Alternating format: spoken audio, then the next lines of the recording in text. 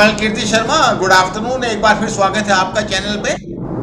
और अभी जो टॉपिक है तो बड़ा एकदम एक्सपेक्टेड सा टॉपिक है राहुल गांधी के बारे में कि आफ्टर ऑल हो क्या रहा है। तो एक लिमिटेड सा मेरे को आंसर चाहिए आपसे, बेसिकली कोर्ट डिसीजन के ऊपर।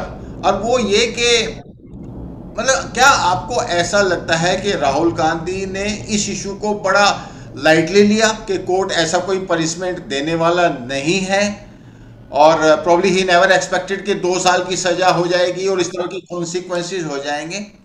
या फिर वो बेसिकली इग्नोरेंट है, किसी की गाइडेंस नहीं लेता, या फिर एक सेंस ऑफ एंटाइटलमेंट है? पब्लिक में भी ये, मीडिया में कहीं ये केस था नहीं कि सूरत कोर्ट का डिसीजन आने वाला है और लास्ट डे पे सडनली एक डिसीजन आ गया कि वो डिस्क्वालीफाई हो गया। दैट सॉर्ट ऑफ कि 2 साल की सजा होगी और ऑटोमेटिकली वो डिस्क्वालीफाई हो जाएगा लोकसभा मेंबरशिप से। तो मेरे को पहले तो आपका एक लिमिटेड सा ये चाहिए कि आफ्टर उसने इस कोर्ट की प्रोसीडिंग्स को किस तरीके से लिया, ये गुगली आई क्या उसके ऊपर? Over to you. Good afternoon sir. Sir, जो आपने कहा वो सभी का सम्मिलित एक मिश्रण है Rahul Gandhi. He is ignorant, he is reckless and he doesn't listen to anybody. Otherwise आप सोचो सर कि इस बात को कहने का क्या तुक हो सकता है कि सारे चोर मोदी हैं। और चलो मान लो एक हीट ऑफ द मोमेंट में उसने ऐसा कह भी दिया। जब कोर्ट में हियरिंग हुई तो कोर्ट ने 2-3 बार इसको मौका दिया कि भाई आप सॉरी बोल दो। ही कुड हैव सेड कि मेरा मकसद नहीं था पूरे मोदी समाज को इंडाइट करने का, एंड कि अगर किसी को हुआ, मतलब it is a very simple thing, it is not a big deal to say so कि यार मैं ऐसा बोलना नहीं चाहता, तो उसने नहीं बोला। तो एक चीज तो मैं ये मानता हूं कि राहुल गांधी की आईक्यू के हिसाब से मैं समझ सकता हूं कि वो इस चीज को ना समझ सके, लेकिन क्या कांग्रेस के बाकी बड़े बड़े नेता, उनके पास इतने बड़े बड़े सुप्रीम कोर्ट के वकील हैं, क्या उन्होंने नहीं समझाया राहुल गांधी को इस बात के लिए? तो मेरे को यह लगता है कि इन कांग्रेस की ये प्लानिंग है कि राहुल गांधी को सही दिखाकर एक सिंपैथी वोट जनरेट करना चाहते हैं। ये मैं मानता हूं कि उन्होंने ये नहीं सोचा होगा कि 2 साल की सजा हो जाएगी और 2 साल की सजा होने के बाद लोकसभा से भी हटा दिया जाएगा, घर भी लेने के लिए प्रोसेस, ये उन्होंने नहीं सोचा होगा। लेकिन वो ये चाहते रहे होंगे कि थोड़ी सजा हो उस कोर्ट से, जिससे ये जनता को दिखा सके कि राहुल गांधी क्षमा नहीं मांगता, सॉरी नहीं बोलता। Rahul Gandhi is a very big gun of India who doesn't say sorry to anybody. That they wanted to protect. इतने दिन हो गए इस कोर्ट के फैसले को आए और आज तक कांग्रेस पार्टी ने किसी भी कोर्ट को अप्रोच नहीं किया। ये दिखाता है कि उनकी ये प्लानिंग है कि इस मुद्दे को भुनाया जाए, इस मुद्दे के साथ वो अडानी के इश्यू को जोड़ना चाहते हैं और एक पब्लिक ओपिनियन क्रिएट करना चाहते हैं कि मोदी ने राहुल गांधी को सिर्फ इसलिए हटा दिया क्योंकि वो अडानी के ऊपर सवाल उठा रहा था, जो कि मुझे नहीं लगता कि पब्लिक अब इस देश की इतनी भोली है कि वो इस तरह की नौटंकी के चक्कर में आए। आज जब से सोशल मीडिया आया हुआ है, हर तरह की पोस्ट करीब करीब हर एक आदमी के पास अवेलेबल है। वो पूरी चीज को पढ़ता है, समझता है और फिर उसी के हिसाब से रिएक्ट करता है। तो मेरे को ये जो कोशिश जरूर है, लेकिन मेरे को नहीं लगता कि कुछ भी इसमें उनको सफलता मिलने वाली है। अब मुझे आप एक बात बताएं, मतलब पब्लिक परसेप्शन की तो बात यह है कि वायनाड का जो लेटेस्ट, आज मैं इंडियन एक्सप्रेस में पढ़ रहा था तो उसमें कहा कि वहां पे भी ट्रैक्शन खत्म हो गया। People are just not interested. एक लिमिटेड सा क्वेश्चन मैं आपसे पुटअप करता हूं कि मतलब did he ever think of के इसमें पब्लिक जो है उसके साथ सिंपैथी नहीं रखेगी, बल्कि इस केस को इस तरीके से परसीव करेगी कि एक ऐसा नेशनल लीडर जो अपने आप को कहता है, जो प्राइम मिनिस्टर बनने का ख्वाब देखता है, उसको ये समझ नहीं आता कि कोर्ट की प्रोसीडिंग्स किस डायरेक्शन में जा सकती हैं। मतलब उसको एक कोर्ट का केस हैंडल नहीं कर सकता है, ट्रायल कोर्ट का। तो पब्लिक परसेप्शन में ये बात नहीं आती क्या? सर बिल्कुल आती है, लेकिन कांग्रेस सर इस मुद्दे को इंदिरा गांधी के इमरजेंसी के बाद के इशू की तरह देखना चाहता है। जहां पर अगर आपको याद हो कि इंदिरा गांधी को जब सजा हुई, उन्होंने इमरजेंसी लगाई, उसके बाद अगले चुनाव में उनकी बहुत बड़ी हार हुई 1977 के चुनाव में, और फिर जो सिंपैथी वेव उनके लिए जनरेट हुई, उससे वो 1980 में फिर जीत के आ गई। लेकिन कांग्रेस की पार्टी और राहुल गांधी, ये 2-3 चीज इसमें बड़े डिफरेंस, बहुत बड़े डिफरेंस है जो वो समझ नहीं पाते। पहली बात, उस समय इंदिरा गांधी थी जो कि भारत की एक बड़ी स्ट्रांग पीएम रही है। चाहे उसने करप्शन को सिस्टमाइज किया, लेकिन उसकी एक स्ट्रांग लीडर होने से कोई इनकार नहीं कर सकता। दूसरी बात, उस समय उनके सामने एक मिली जुली जनता पार्टी की सरकार थी जिसमें मोरारजी देसाई पीएम थे। आज के समय उनके सामने बीजेपी की सरकार है जिसमें कि प्राइम मिनिस्टर मोदी है। मोदी को हैंडल करना किसी भी बड़े से बड़े पॉलिटिशियन के लिए आसान नहीं है। राहुल गांधी की तो बात ही क्या है, उनकी तो हैसियत ही नहीं है कि मोदी के सामने किसी भी तरीके से वो खड़ा कर सकें अपने आप को। तो उनको ये लगता है कि सिंपैथी वेव जनरेट करके हम ऐसा कर लेंगे, ऐसा हो जाएगा। और मैं जब उनके स्पोक्स पर्सन को टीवी चैनल पे सुनता हूं तो मुझे हंसी आती है, जिस तरीके से वो इतने जोश में और इतने जोर जोर से बोल रहे होते हैं। और सबके सब आज की तारीख में मोदी को भ्रष्ट बनाने पे लगे हुए, केजरीवाल हो, कांग्रेस पार्टी हो, अखिलेश यादव हो। ये इनको समझ में नहीं आता कि भाई कोई भ्रष्टाचार का कोई एक मुद्दा दिखाओ। तो अगर अडानी को आप मोदी से जोड़ना चाहते हो तो कोई एक मुद्दा तो सामने लाओ जिसमें सरकार ने अडानी को किसी तरह का फायदा उठाया हो। कोई एक तो मुद्दा सामने लाओ, कंक्रीट प्रूफ के, हाँ भाई देखो यहां पर अडानी को गवर्नमेंट ने फायदा पहुंचाया।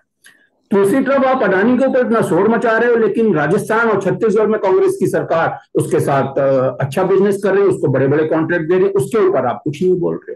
तो पब्लिक ये सब, आज की पब्लिक ये सब देखती है और बड़े अच्छे से समझती है कि आप सिर्फ ड्रामा कर रहे हो, नौटंकी कर रहे हो, इसके अलावा आप कुछ नहीं कर रहे हो।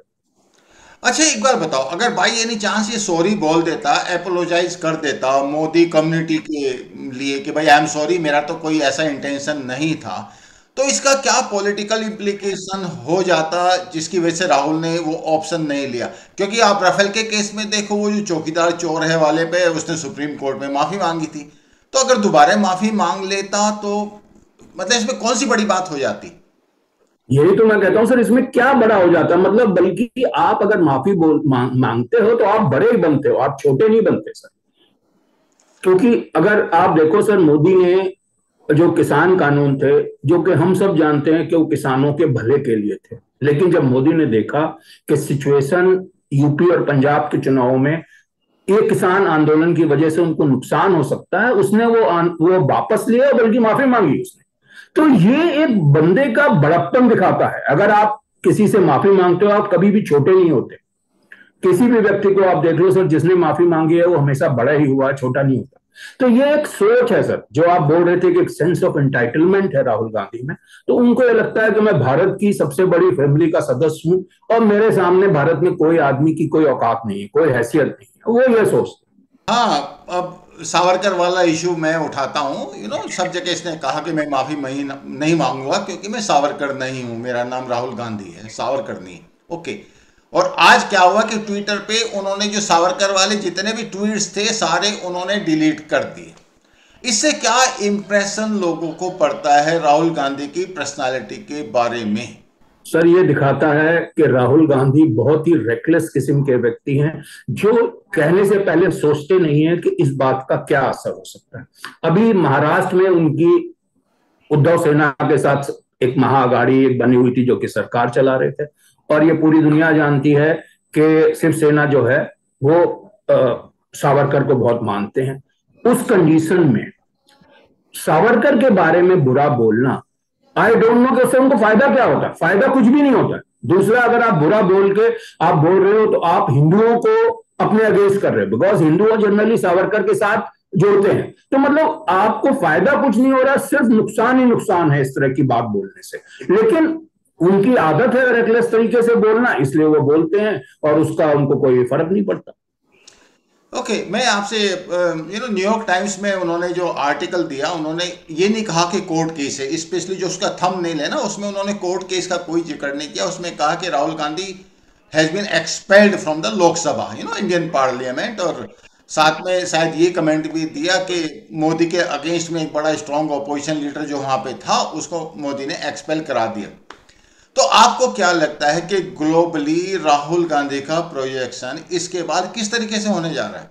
सर राहुल गांधी जो कहते हैं, जो बोलते हैं, उससे कोई भी व्यक्ति, जो भी समझदार व्यक्ति हो, चाहे वो इंडिया का हो चाहे भारत का हो, कोई उनके बारे में कोई अच्छी इमेज नहीं बना सकता। अगर अभी आपको याद हो, अभी वो लंदन जब गए थे तो एक महिला ने, एक व्यक्ति ने उनसे एक सवाल पूछा कि भारत की फॉरेन पॉलिसी में आप क्या देखते हो, कैसे परिवर्तन।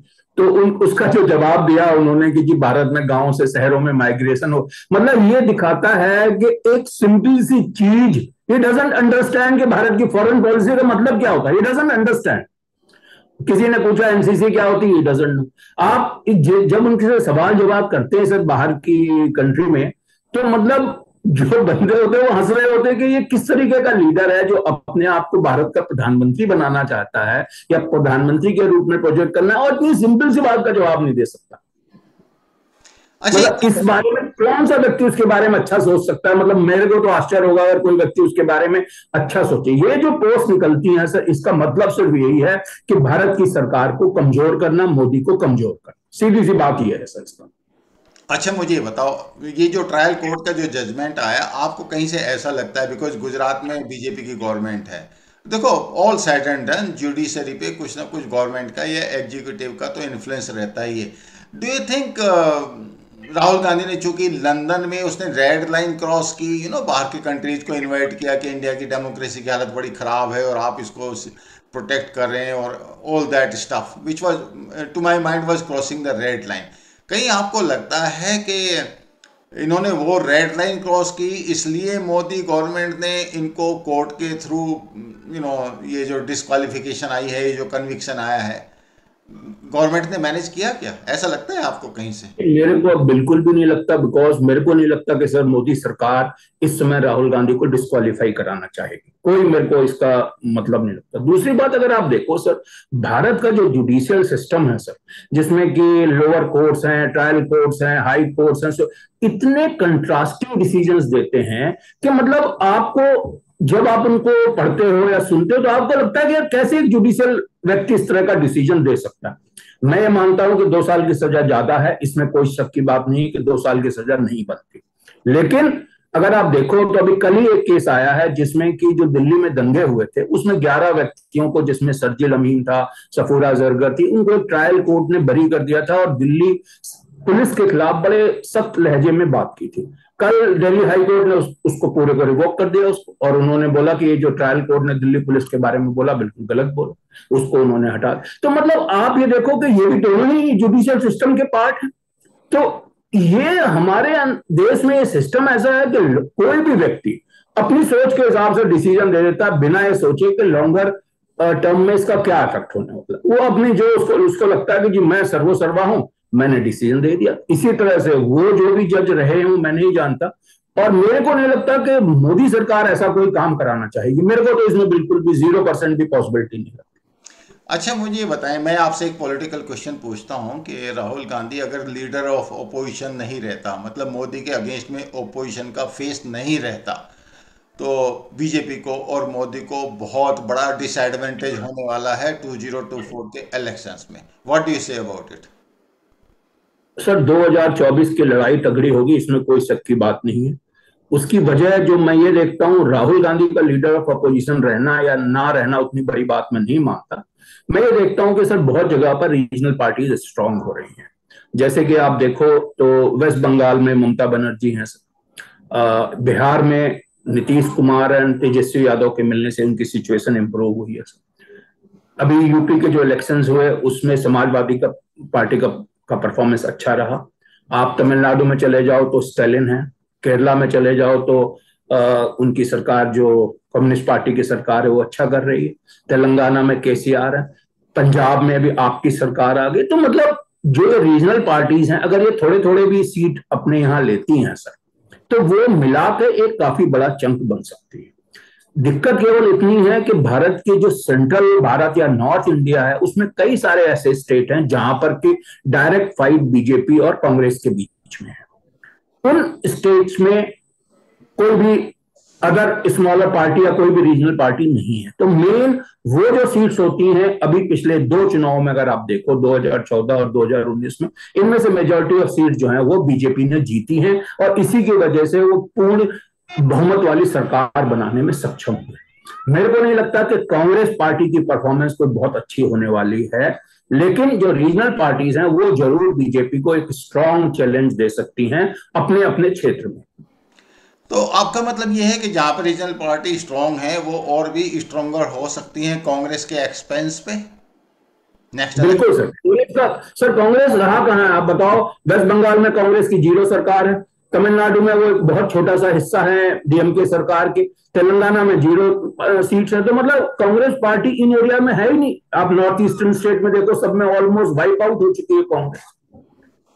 तो कांग्रेस है ही नहीं सर। आप बिहार में देखो, थर्ड नंबर का के सदस्य हैं। आप एमवीए में देख लो, महाराष्ट्र विकास अघाड़ी में तीसरे नंबर पे सदस्य हैं, आप उससे भी पीछे हट जाएं। तो कांग्रेस पार्टी है ही नहीं सर कहीं इन एरियाज में। ओके, और प्रॉब्ली शायद ये ही उनकी जानकारी में था कांग्रेस लीडरशिप की, और इसीलिए शायद वो सिंपैथी वोट की कोशिश कर रहे हैं। पर मुझे ऐसा लगता है कि probably public is very very wise. हालांकि मैं ये सोचता हूँ कि पॉलिटिशियंस तो कुछ भी कहते रहते हैं, एक दूसरे के अगेंस्ट में। 2 साल की सज़ा प्रॉब्ली ए बिट मोर, शायद कम की सज़ा दे के भी काम चल सकता था। बट नेवरदिलेस, कल कीर्ति शर्मा, मैं आपको कॉम्प्लीमेंट देना चाहूँगा कि पिछली बार जब मैंने आपके साथ वीडियो बनाया था तो किसी ने मेरे से कहा कि जो कर्ण कीर्ति शर्मा है ये तो मिलिट्री वेटरन है, ये इंडियन पॉलिटिक्स के बारे में इतना ज़्यादा कैसे जानते हैं।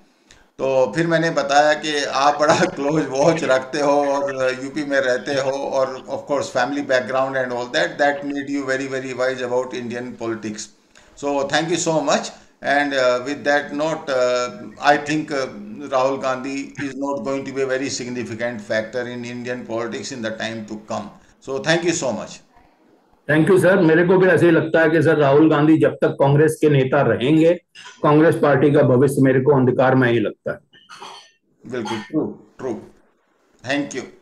Yesterday I came to know that there was a survey which was being conducted by BJP and Congress के जो राहुल गांधी का कनेक्शन हुआ है पब्लिक ओपिनियन उसके बारे में क्या है। इट वाज ए टेलीफोनिक सर्वे। तो ऑब्वियसली जो ओवरऑल कंक्लूजन है वो इस तरह के हैं कि पहली बात तो लोग पॉलिटिशियंस क्या बोलते हैं उसको बहुत ज़्यादा सीरियसली नहीं लेते। पॉलिटिशियंस तो एक दूसरे की बुराई करते ही रहते हैं, एलिगेशंस लगाते ही रहते हैं, काउंटर एलिगेशंस भी चलते रहते हैं, कई बार लैंग्वेज भी अनपार्लियामेंट्री हो जाती है।